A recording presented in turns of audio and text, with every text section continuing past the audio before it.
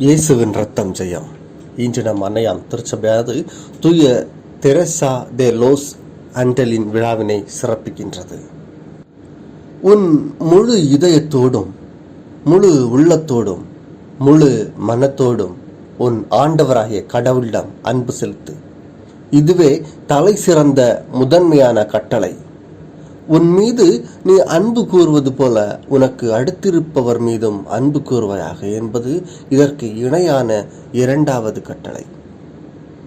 Teresa தே lows அண்டர்ஸ் என்று அழைக்கப்படும் ஜுவானிட்டா Fernandes solar 1990 July திங்கள் 13 சிலி நாட்டில் பிறந்தார். இவர் மிகவும் அழகான பதுமையாய் விளங்கினார்.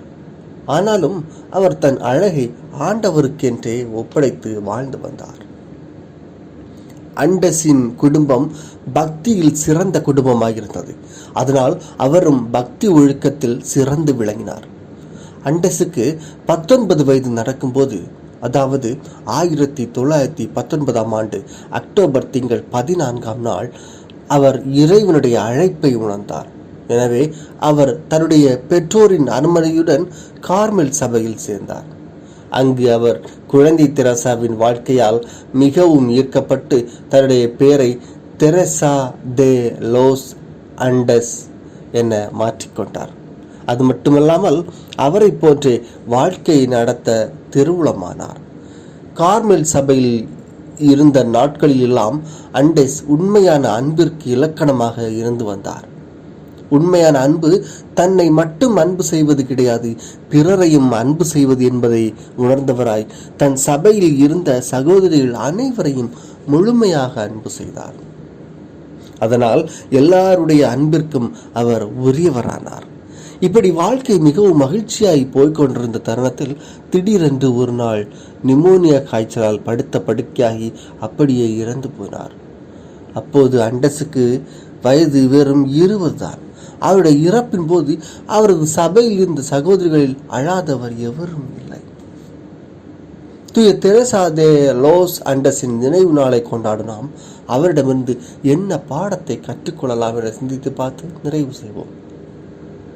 தூய அண்டஸின் வாழ்க்கை வரலாற்றை படித்து பார்க்கும்போது அவருடைய அன்பு மயமான வாழ்வு, அதாவது அவர் இறைவனையும் தம்மோடு வாழ்ந்த சபை சகோதரிகளையும் முழுமையாக அன்பு செய்ததுதான் நம்முடைய நினைவுக்கு வருகின்றது.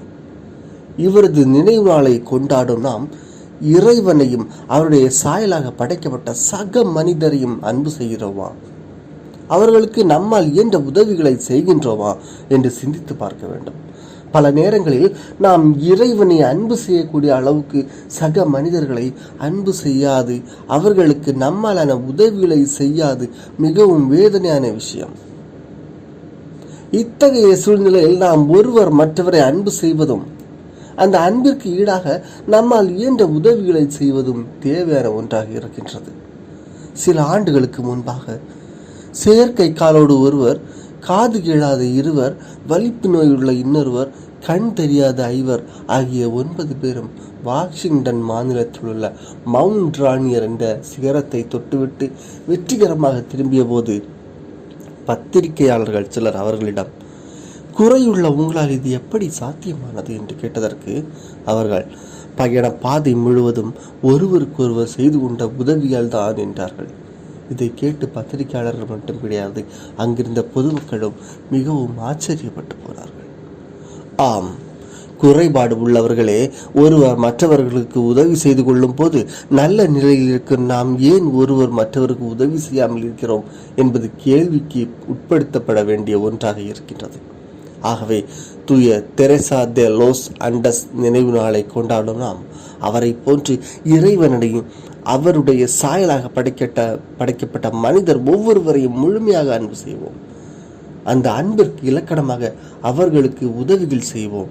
அதன் வழியாக இறையருள் நிறைவாய் பெறுவோம். ஆமென்.